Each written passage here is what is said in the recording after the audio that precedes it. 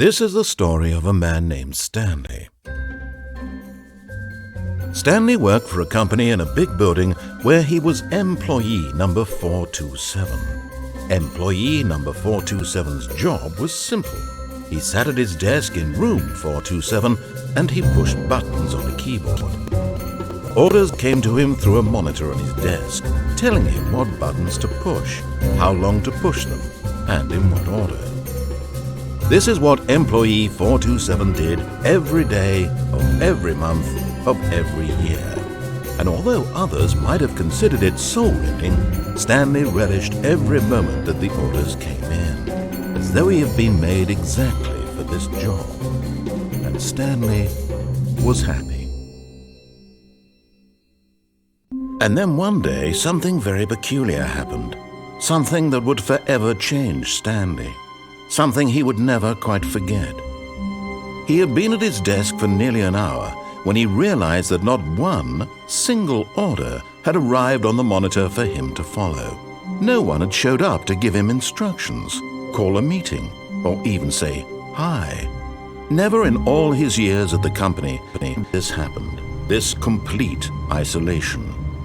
Something was very clearly wrong. Shocked, frozen solid, Stanley found himself unable to move for the longest time. But as he came to his wits and regained his senses, he got up from his desk and stepped out of his office.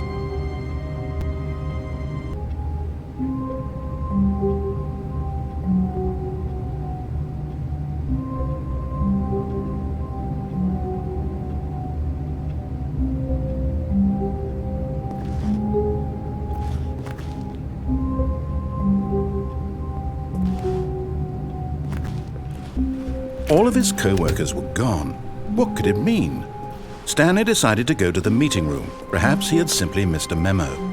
No matter how hard Stanley looked, he couldn't find a trace of his co-workers.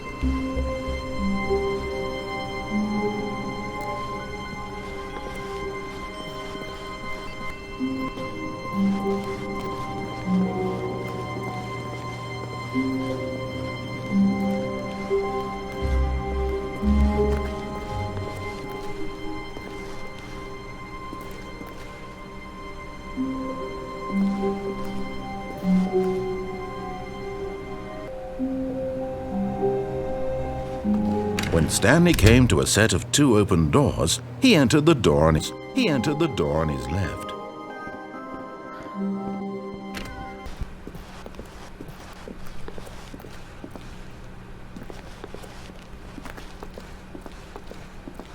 Yet there was not a single person here either.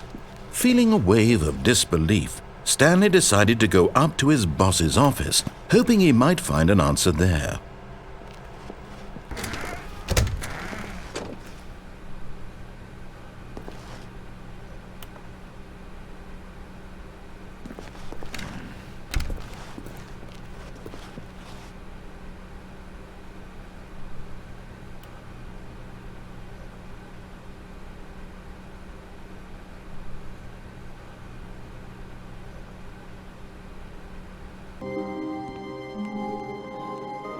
Coming to a staircase, Stanley walked up to his boss's office.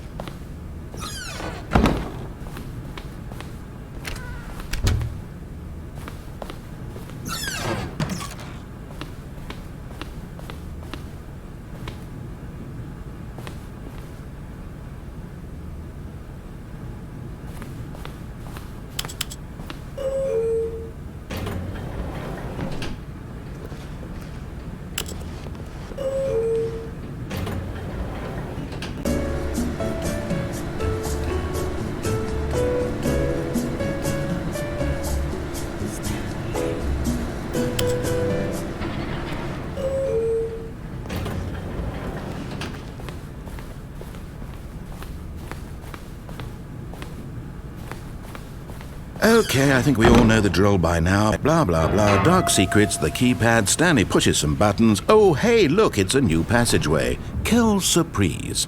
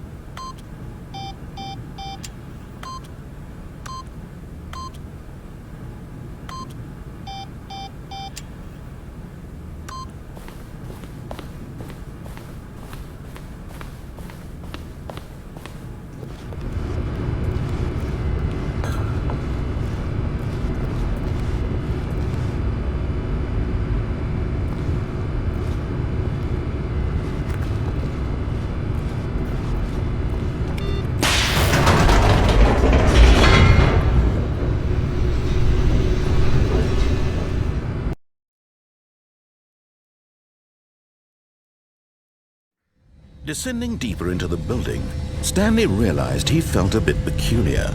It was a stirring of emotion in his chest, as though he felt more free to think for himself, to question the nature of his job. Why did he feel this now, when for years it had never occurred to him? This question would not go unanswered for long.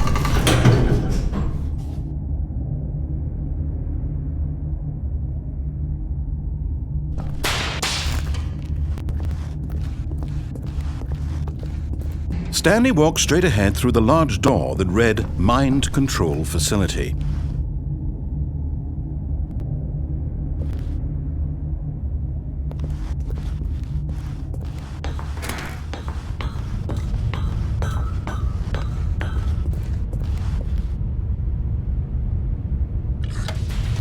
The lights rose on an enormous room packed with television screens.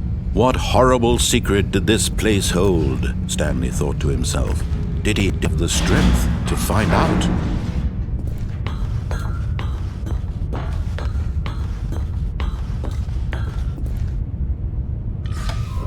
Now the monitors jumped to life, their true nature revealed. Each bore the number of an employee in the building, Stanley's co-workers. The lives of so many individuals reduced to images on a screen, and Stanley, one of them, eternally monitored in this place where freedom meant nothing.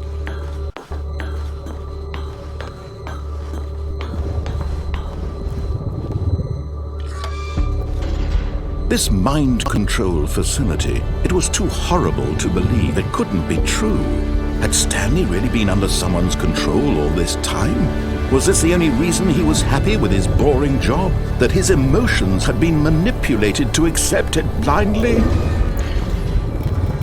No, he refused to believe it. He couldn't accept it. His own life in someone else's control? Never!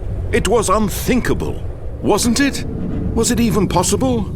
Had he truly spent his entire life utterly blind to the world?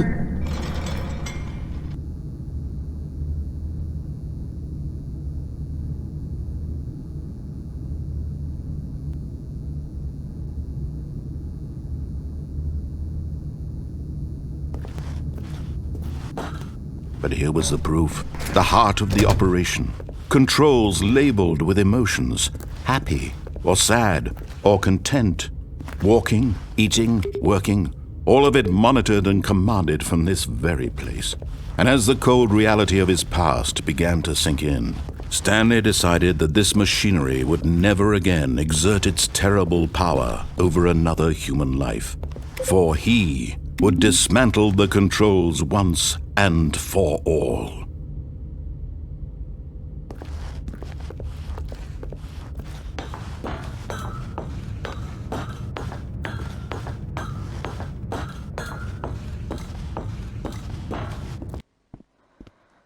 And when at last he found the source of the room's power, he knew it was his duty, his obligation, to put an end to this horrible place and to everything it stood for.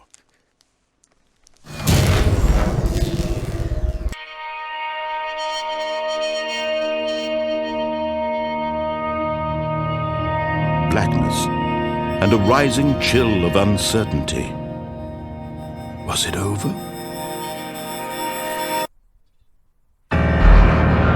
Yes! He had won! He had defeated the machine, unshackled himself from someone else's command. Freedom was mere moments away.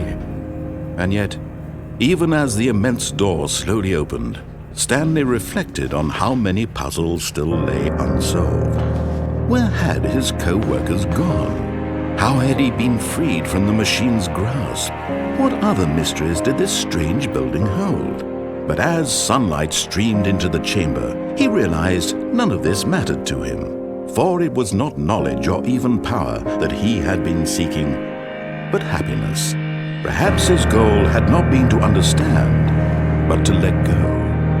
No longer would anyone tell him where to go, what to do, or how to feel. Whatever life he lives, it will be his. And that was all he needed to know. It was perhaps the only thing worth knowing. Stanley stepped through the open door.